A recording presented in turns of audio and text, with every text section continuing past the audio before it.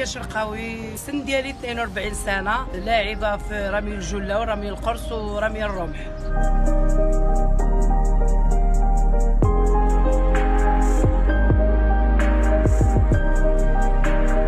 المسيرة ديالي بدات في 1998.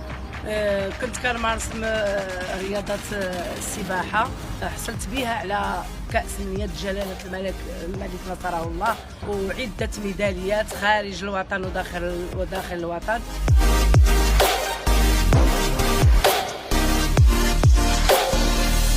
بديت ألعب القوى في 2016.